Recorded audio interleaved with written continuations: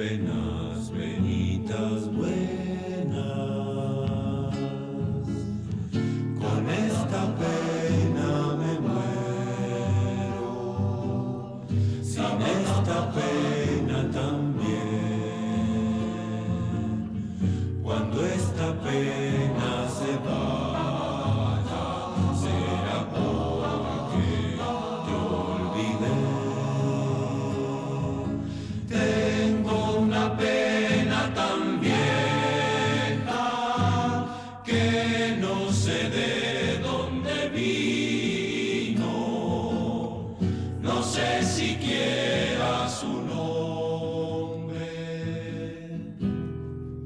por eso la llamo olvido.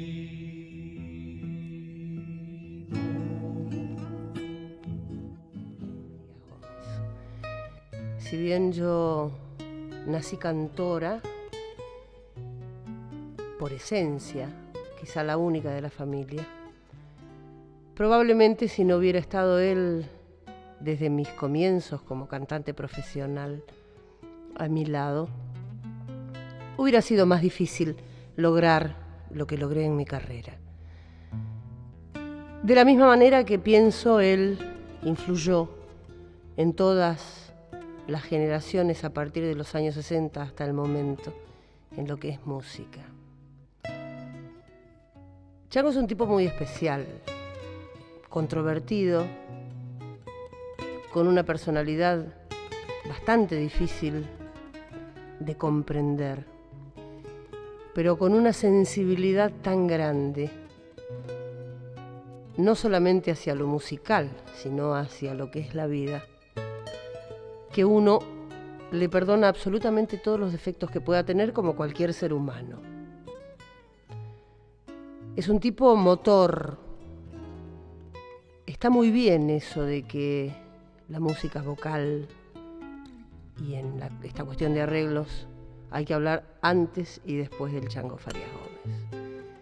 Está muy bien no solo por su genialidad para armonizar y para tomar los sonidos de la tierra y poder llevarlos ya sea a voces o a instrumentos. Digo que no solo por eso, porque él es el que nos moviliza a todos los que a partir de los años 60 estamos en esto de la música de proyección folclórica.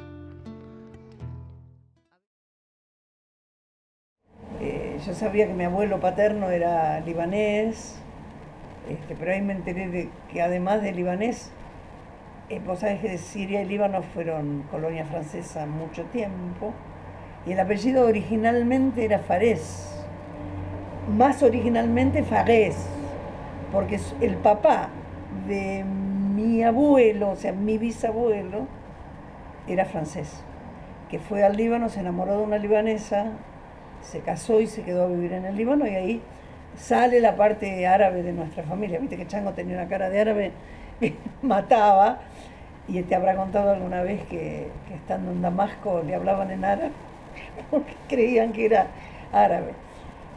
Pero en realidad yo me uno más a la parte de los Gómez y los Carrillo. Mi abuela, que era criolla, tenía un 30% o 25%, no sé, de criolla, de originaria. Después te voy a mostrar un cuadro que hay de ella y te vas a dar cuenta de una cara de originaria, que se casó con mi abuelo, que era árabe. Y la música yo creo que viene de los dos lados, porque los árabes son muy musicales. Y después yo quería ser médica, siempre cuento de esto, no quería, siempre canté, siempre toqué la guitarra, siempre toqué el bombo, pero no quería ser cantante, quería ser médica. Y me di cuenta de que la medicina es una forma de ser artista también, porque es muy creativa. Y Ramón Carrillo era Carrillo Gómez Carrillo, porque la mamá de Ramón Carrillo era prima de mi papá. Viste, todas las cosas cómo se van encadenando. Y los Gómez Carrillo son hijos de Manuel Gómez Carrillo, que era hermano de Salomé Gómez Carrillo, la madre de Ramón. O sea que todo es una mezcla de arte y de creatividad. La medicina para mí es muy creativa, porque si volvemos a los orígenes de la medicina, todo fue creado naturalmente. Y ahora estamos volviendo a aquella manera de curar, ¿no? Y Ramón Carrillo, que fue un tipo que volvió a las raíces de la medicina, diciendo que la medicina preventiva, que era la que hacían antiguamente los indios de la India, estoy hablando, los indios, los chinos, era la medicina la que mejores resultados daba. O sea que tiene todo que ver con los orígenes. Y mi viejo músico, pianista, mi abuela Fortunata Gómez era pianista, tocaba el piano, no era pianista, mi mamá poeta, o sea, era muy difícil que no saliéramos lo que salimos. Si bien mi viejo, como buen santiagueño, quería que tuviéramos un diploma colgado en una pared, de médico, de arquitecto, de escribano, lo que fuere, mi vieja nos incentivaba a lo artístico porque ella era cantante, cantaba, no era cantante, cantaba porque le gustaba y cantaba muy bien. Cantaba tangos, ella era porteña y una gran cantora que le propusieron ir a Francia y ella decía que no había ido porque tenía los 5 hijos y yo me acuerdo que le dije, vos no fuiste de cagona, le dije, pero la música, el arte siempre estuvo. Yo creo que todo es arte en la vida. Si nos ponemos a pensar, siempre digo, ¿cuál fue la primera manera que tuvieron los seres humanos de comunicarse sin palabras? Es con las pinturas rupestres, por ejemplo. Entonces, yo creo que todo es arte. Y el arte en sí es lo que generan los pueblos, ¿no? Y también esta cosa de las responsabilidades. Queremos pasar la posta a aquellos que entendemos van a ser los seguidores de todo esto. Bueno, vamos a hacer como en familia algo que preparamos para ustedes, porque de alguna manera los Farías Gómez respondemos a esta cosa de la diáspora cultural santiagueña, que todos lo hacen en familia, los Carabajal, los hermanos Sábal, los Simón, y nosotros, a pesar de que desde chicos vivimos en Buenos Aires, no escapamos a eso. Vamos a hacer de también otro pariente que tenemos por ahí, porque dicen que los Farías Gómez, los Gómez Carrillo, los Carrillo es una misma familia. Y Manuel Gómez Carrillo recopiló este guayno en 2 palomitas que nosotros vamos a tratar de cantar.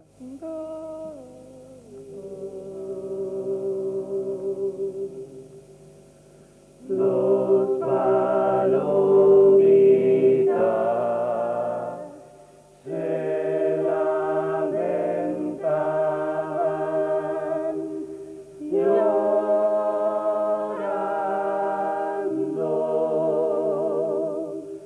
y la una a la otra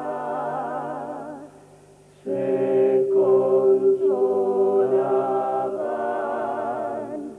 diciendo: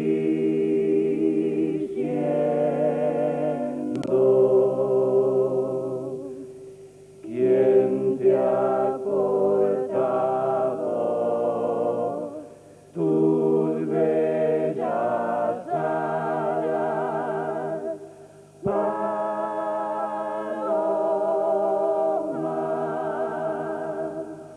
¿O algún falsario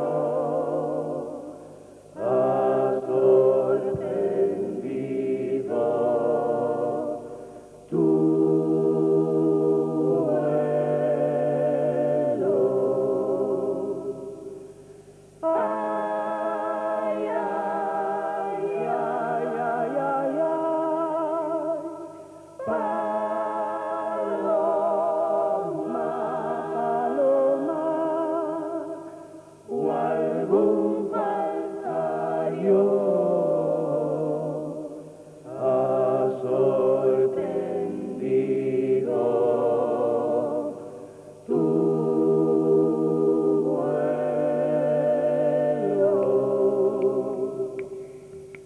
Los palomitas se lamentaban llorando y la una a la otra se consolaban diciendo: ¿quién te ha cortado tus bellas alas, paloma? ¿O algún falsario ha sorprendido tu vuelo?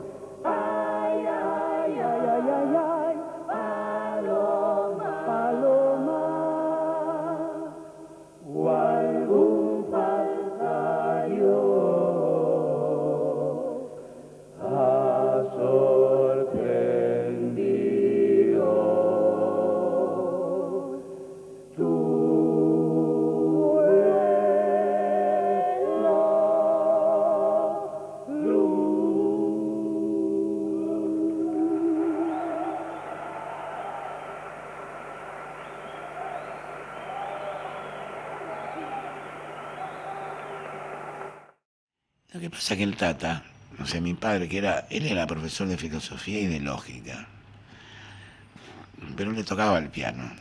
Y lo curioso y gracioso e interesante de esto, lo que puede aportar es que mi papá,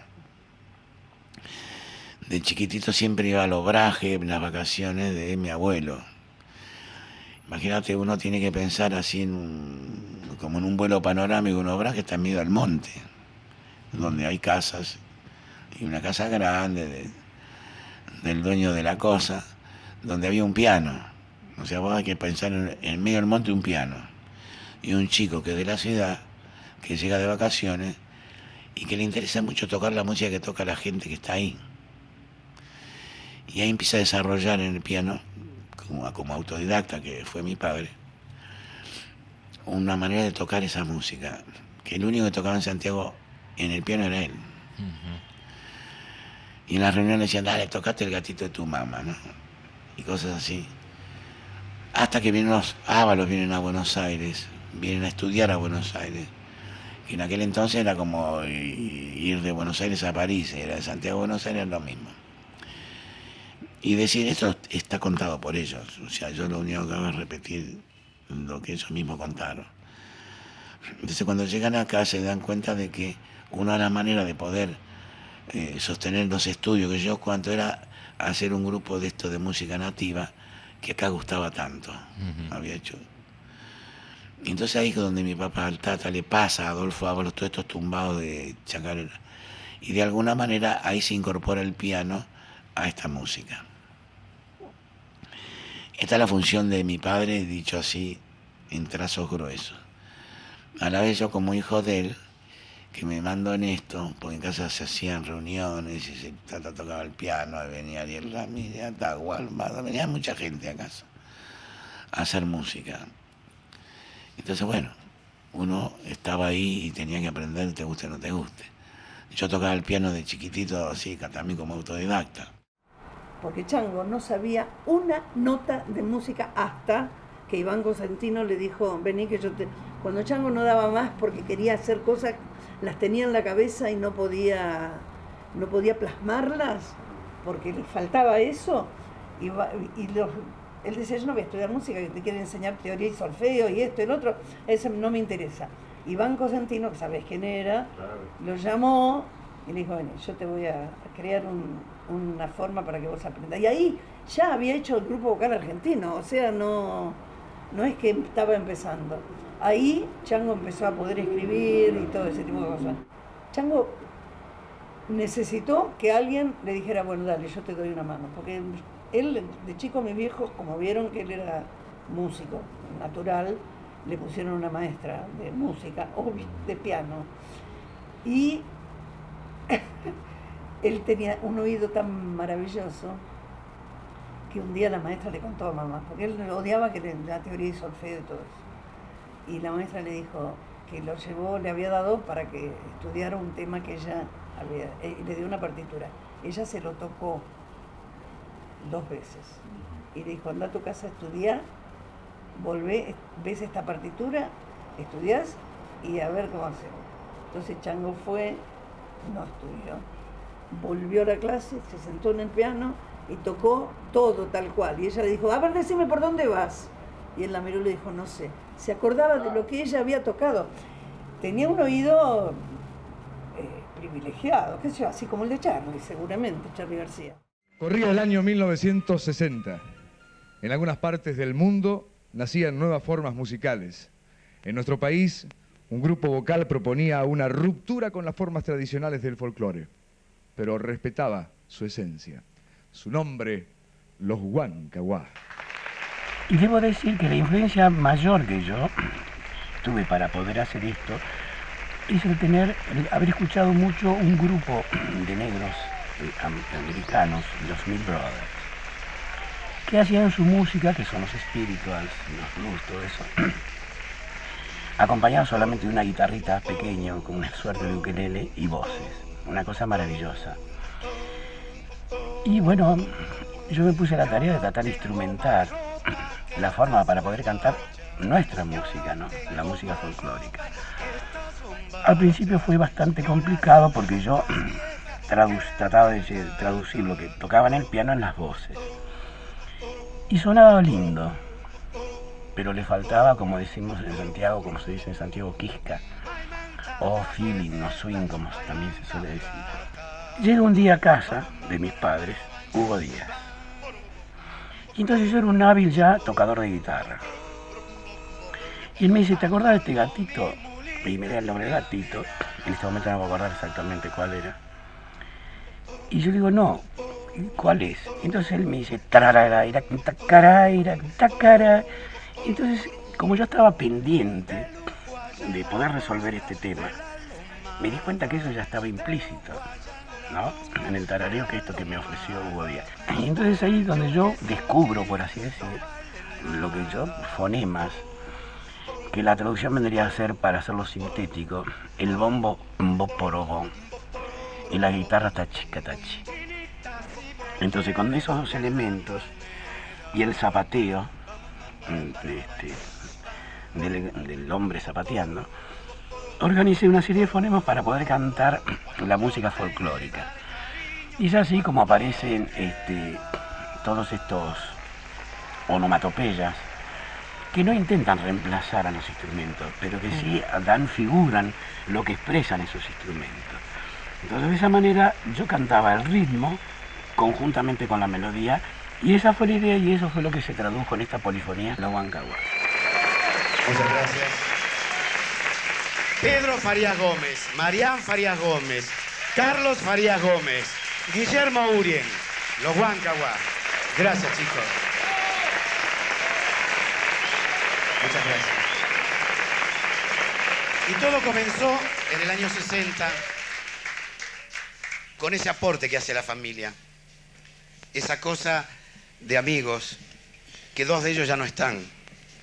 Por eso fueron reemplazados por dos hermanos, que después integraron los Huancahuá, por Marián y Bongo. Quiero que le demos un fuerte aplauso. Es el Grupo Vocal Argentino en Cosquín 2024.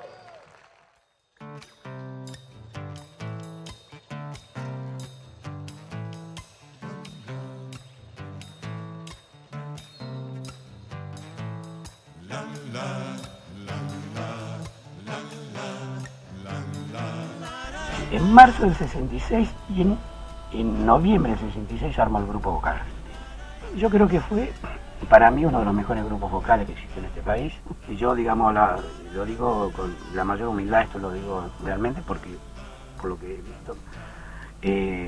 Y lo que hago es profundizar lo que ya venía haciendo con los Huancas, pero esta vez buscando a propósito cada una de las voces en su tesitura, porque de última los Huancahuá lo habíamos hecho entre 5 amigos, fantástico, pero por ahí fuera de nuestros registros. Por ejemplo, yo la voz que la tengo así, es por haber cantado durante mucho tiempo fuera de mi registro, para poder cantar y amalgamar 5 voces o 4 voces. Entonces, ahí yo busqué... más realista. Claro, digamos que sonaba con el peso de la tesitura que puede hacer un bajo que llega a un re profundo, o sea, un re grave. Y alguien como Popi Scalisi, que era un contratenor que llegaba al registro de las contraltas.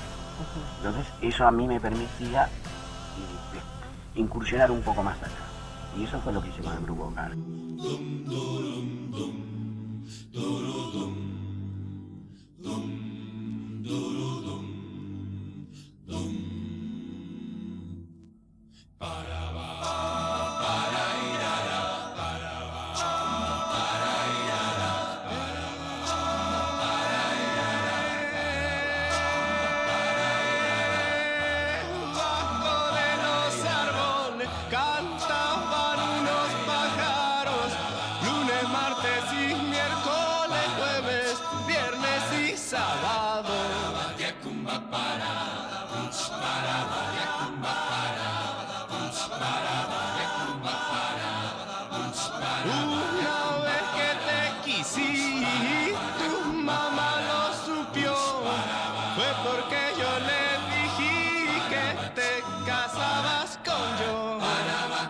Grupo Vocal Argentina todo estaba mucho más correcto y bueno, y digamos la característica del grupo vocal, que eran muchachos de Buenos Aires, que venían de otra inquietud musical y que yo los pude llevar a aprender esto.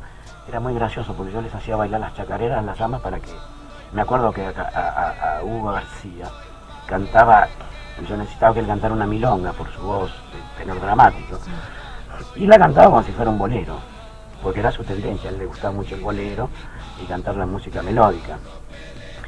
Entonces yo, en las clases, por así decir, mira, vos tenés que pensar que el gaucho de sur es un hombre que tiene un horizonte muy amplio, habla fuerte como habla la gente del campo, para que se lo escuche a distancia, y se expresa de una manera determinada.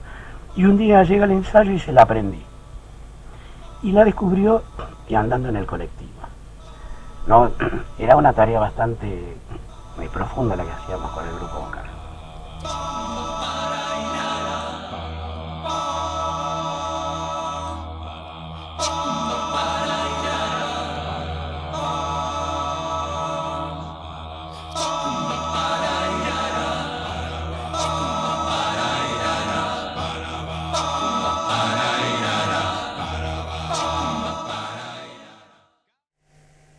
Hemos tomado como excusa el que yo tenga la edad que tengo y que empecé en el año 60 con esta cosa de nuestra música para contar un poco lo que sucedía o lo que sucedió de aquel entonces a ahora. Y es el caso de hablar de alguien que empezó, digamos, académicamente, el universalismo cultural, una cosa fundamental para él, y de golpe descubre por sí mismo el hecho de qué es la música popular. Y desde entonces empezó a andar en eso. Hoy es un maestro de maestro. Ha compuesto, porque él tiene todos los premios, los grandes premios nacionales. A mí me honra poder tocar en este momento con Manolo Juárez. Manolo Juárez.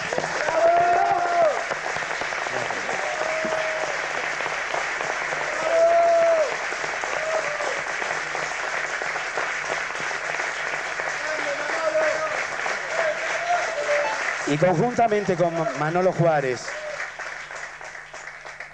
una persona para mí no solamente ha dejado de ser de mi familia en el sentido exacto de la palabra, para ganarme como músico, para ganarme como amigo, como gran profesional, que es Marián Farías Gómez.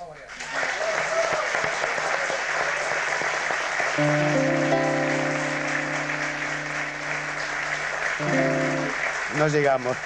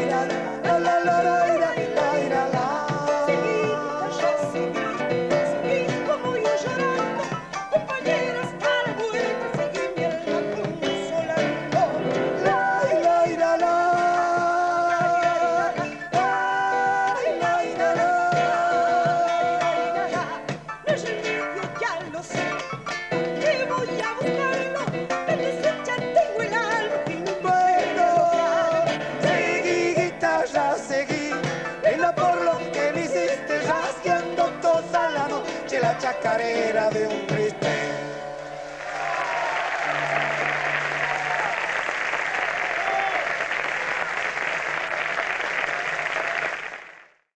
Cuando con Chango hacíamos Manolo, Chango y yo, contra Flor al resto,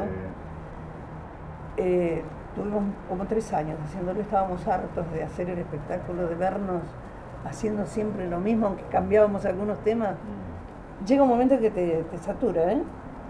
Y entonces dijimos, bueno, basta, hagamos un final grande. Entonces vamos al Alvear, arregla, no me acuerdo quién nos representaba, hacer el cierre en el Alvear. Una semana antes estaban las 2 funciones vendidas, completo. ¿Te acordás que Manolo Juárez tenía serios problemas renales? Sí, de diálisis diaria 3 veces por semana, diálisis. 6 horas con la diálisis. De hecho, murió de COVID, pero porque estaba haciendo diálisis y se pescó, ¿viste eso? Te lo pescas. Y no podía ir al teatro, porque estaba internado con diálisis. Con los dolores parece que son terroríficos. Entonces digo, pero no se preocupen, yo tengo un alumno que va a hacer lo que sea. Tuvimos que improvisar todos los temas. El alumno era Lito Vitali, que era así flaquito, tenía el pelo largo por acá, te estoy hablando del año 84, 83. Lito dijo, bueno, ¿y qué hacemos? Mira, los temas son estos. Y después improvisamos también, hubo algunos que no se podían hacer, porque los arreglos eran muy complejos, para tan poco tiempo, o sea, los podía haber hecho, pero... Y ahí yo canté Alfonsina, me acuerdo que no la canto nunca, porque para mí la versión de Mercedes es tan maravillosa que ¿para qué hacer otra? ¿Viste? Esta cosa de querer, para hacerla la tenés que hacer totalmente diferente. ¿Y para qué? Si es tan linda la de Mercedes, que... así soy yo. Se produce el fenómeno de que uno quiere cortar con la familia. Y entonces empieza a buscar esa familia, esos amigos que uno intenta ganar. Y descubre a través de 2 amigos, de la manera más insólita, un contrato a 3 días de tocar. Jamás habíamos tocado juntos. Y decidimos de hacerlo. Probamos de ensayar, a ver qué es lo que íbamos a tocar.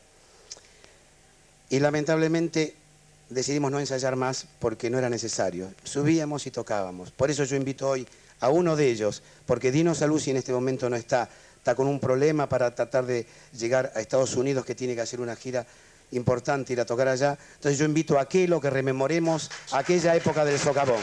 Kelo Palacio.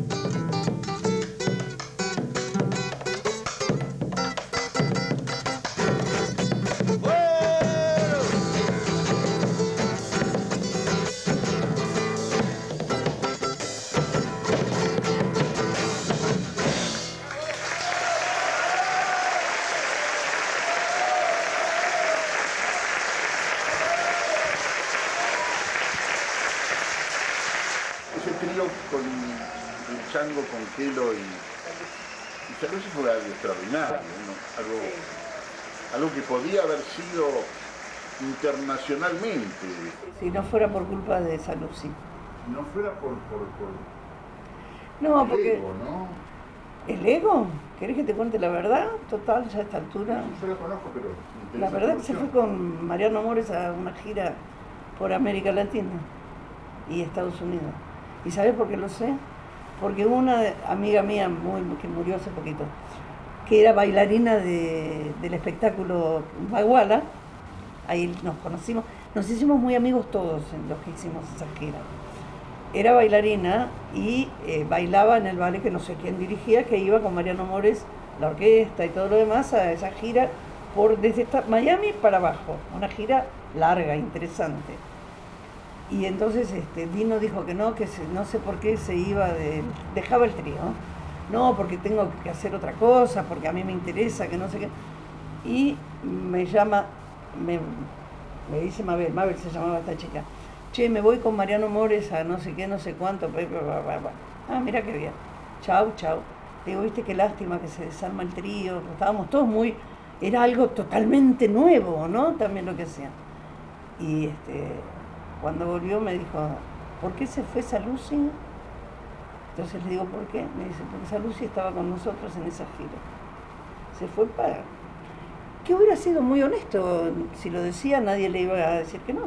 Pero eso hubiera sido una cosa tan alucinante como Astor con el quinteto, siendo en otra cosa, en otra música. Porque eran 3 músicos. Astor con el octeto, digamos. No, pero con el quinteto sonaba bárbaro. Nosotros hicimos una gira con Astor, cuando Juanca. Hicimos Estados Unidos, Venezuela, Colombia, una gira larga con Astor y el quinteto. Una hermosa gira. Yo estaba en los Huanca ahí, no como solista. Pero bueno, esas cosas. Dino es un personaje muy especial, un gran músico. El Chango se enojó mucho, me imagino. Yo también. Los dos. Y cuando yo les dije la verdad, más se enojaron. Cuando le digo, chicos, otra es la historia. Porque a mí, ¿viste que dicen en el ambiente Mariana es muy dura? Sí, lo dicen ellos. Es verdad, no soy dura. Yo digo la verdad, odio la mentira. Porque, y más cuando, esto es muy personal, yo jamás dejaría por guita algo que me satisfaga artísticamente. Aparte, las cosas pueden seguir en otro momento, pueden no, claro. Una pausa. No, pero además les iba muy bien a ellos. Muy bien. Claro, él en la orquesta de Mariano Mores era el primer bandoneón, también eso era, ¿viste? Y él es un personaje, yo no lo traté nunca más mucho por todo esto. De hecho, a mí una vez me propusieron, ¿por qué no? En un disco, ¿por qué no grababa un tema con él? Y yo dije, no, gracias, porque yo soy así. Los chicos sufrieron mucho, Chango y Kelo, mucho, porque habían puesto todo, ¿no? Ahí está cosa. Pero bueno, por suerte es un gran músico y uno puede disfrutar su música. Pero... No, y le fue muy bien internacionalmente. Sí, no tocando tango. En ese momento todavía no. No tocando tango. Por supuesto.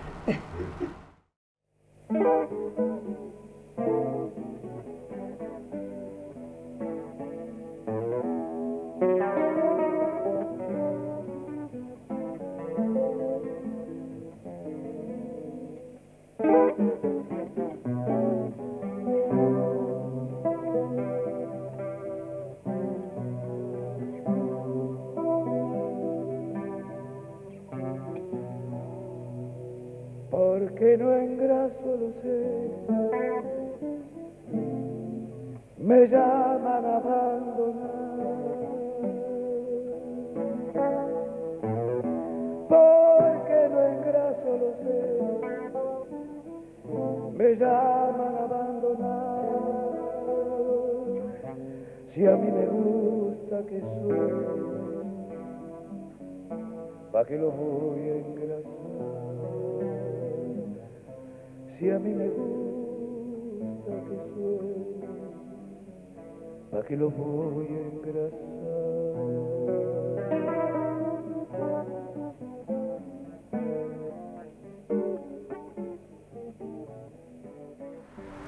las bases de nuestra, inclusive Chango, de nuestra formación en esto del arte folclórico, fueron Adolfo Ábalos y Atahualpa Yupanqui. Nada menos. Y aprender a tocar el bombo, viste que todo el mundo dice cómo toca Mariano el bombo, porque yo lo aprendí de Mario Arnedo Gallo, que fue el mejor bombisto que conocí en mi vida, y después Vitillo Ábalos, que tocaba maravilloso también. Esta cosa, entonces para mí la música era eso, los amigos de mi viejo. Para mí Atahualpa, yo era chiquita y me tenía en su pierna, como él me decía, yo te tenía vos a usted, yo la tenía a usted en esta pierna, que él era zurdo, ¿te acordás? O sea que la guitarra la apoyaba en la zurda, en la pierna izquierda. ¿Y la poesía por el lado de tu mamá? De mi mamá, no, y mis viejos leían mucho, sí, Pocha Barros. ¿Qué queda hoy de la Pocha Barros? Que puede hacer... Ella escribió un libro, que se llama Gardel, Vida y Milagros de Buenos Aires. Y ahora yo estoy queriendo editar, que es complejo, un libro que con Carlos Molinero, mi vieja nunca lo terminó, porque nació en el Cordobazo. Y te explico por qué. Ella lee en el diario, en el Cordobazo, en una cosa chiquitita, así, que había muerto una mujer por los tiros y todas esas cosas, que estaba en un kiosco, vendía revistas, qué sé yo. Entonces escribió la canción Romance de María Pueblo, que la hizo famosa Gina María y los trovadores. La hicieron famosa ellos. Y nace la canción, un impacto la canción esta, y mi vieja empieza a escribir un libro basada en esa mujer que nunca conoció porque la mataron en una guerrilla. La mina no tenía nada que ver con nada, estaba vendiendo algo. Y le creó un personaje a María Pueblo. Creía que era una santiagueña que llega, bueno, se enamora de un militante, o sea, tiene toda una historia. Y en un momento, y nunca la terminó, mamá, ¿por qué no? Entonces no sé, no le encuentro el final. Y un día yo le dije, ¿por qué no la querés matar? Porque María Pueblo nació en voz de una mujer que murió. Entonces, porque decían, hay una mujer del pueblo en el coso. Entonces, me decía, vos cantá, que la que escribí soy yo, ¿viste? Esas cosas.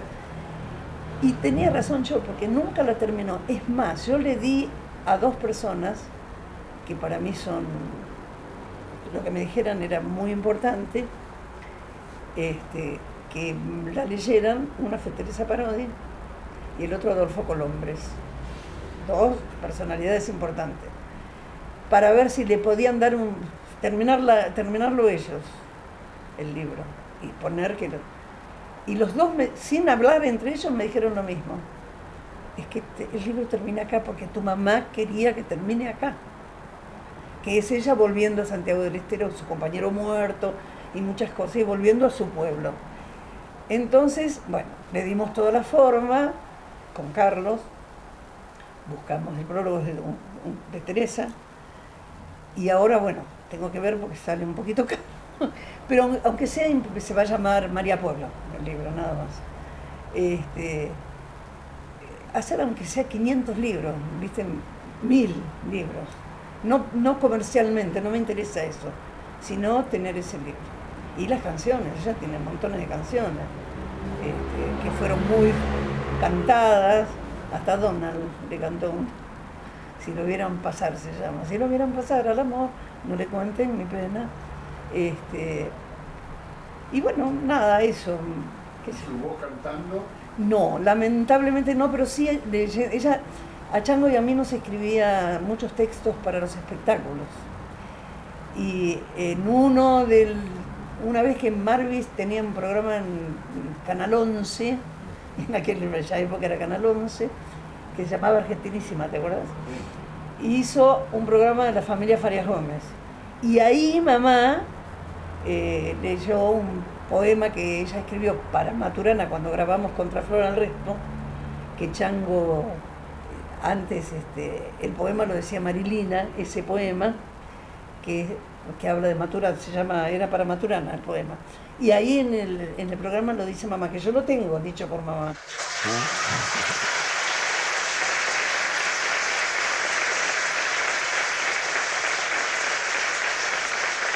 María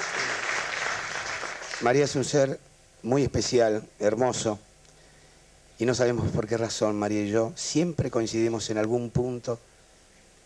Eso la vida lo dirá.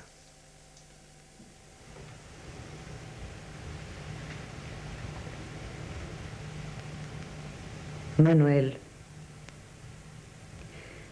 Castilla. ¿Cuántos hombres humildes alumbraron tu alma para que con el brillo de sus simples presencias encendieras la hoguera de tus versos calientes que salían al aire a vestirse de magia? Y eras tan de la tierra que siempre le cantaste a los que en ella andaban, cavando sus entrañas, cosechando los frutos florecidos de soles allá en los tabacales, tal vez el alfalfar o en los cañaverales. Y ese mozo del hacha que cavó en tu ternura para quedarse siempre despierto en tu palabra, ese que rescataste del exilio y del frío, sabiendo que guardado en el canto por zambas, ya no sería un paria desterrado y ausente de todos los silencios. Maturana. Maturana es contigo. Oh, don Manuel Castilla, señor de la ternura, la estatura de un hombre que por hombre es humilde y capaz de enseñarnos el valor de una lágrima. El que canta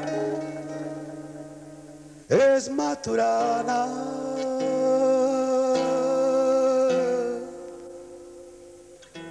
chileno de nacimiento, anda rodando la tierra con toda su tierra dentro.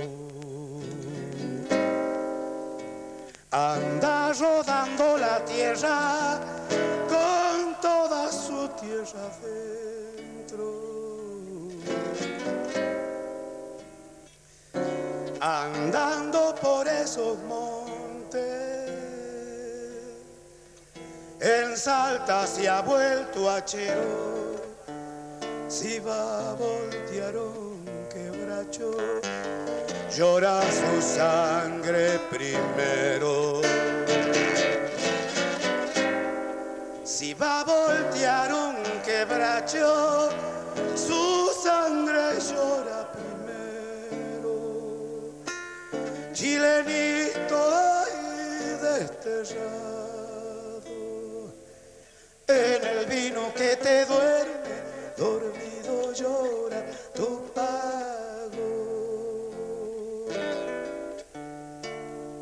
En el vino que te duerme, dormido llora tu pago.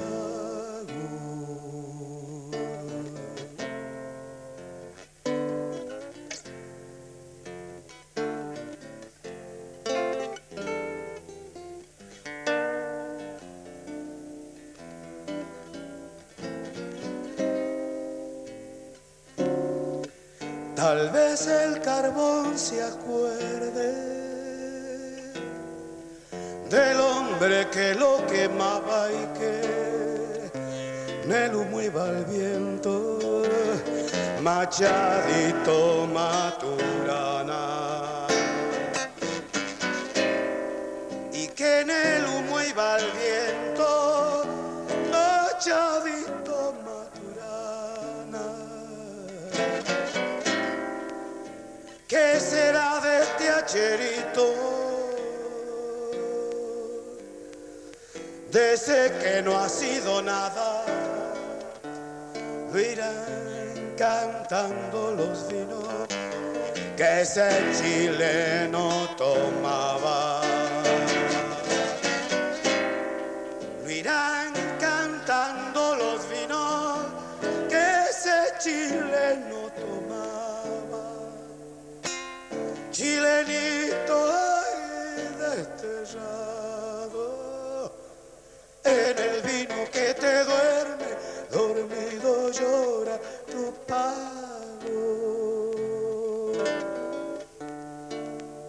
en el vino que te duerme. Dormido llora tu pago.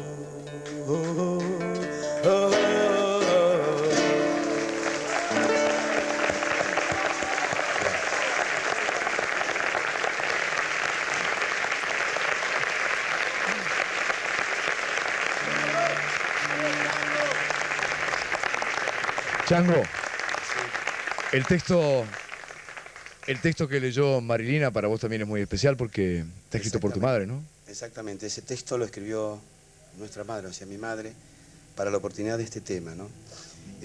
Para recordar esa porción muy importante, no para mi vida, sino para la vida de todos. Cuando esta pena se vaya, vacío me he de quedar. Sin tu amor estoy muy solo, sin tu pena mucho más. Que no se vaya esta pena, que me nació de tu olvido, que si la pena se queda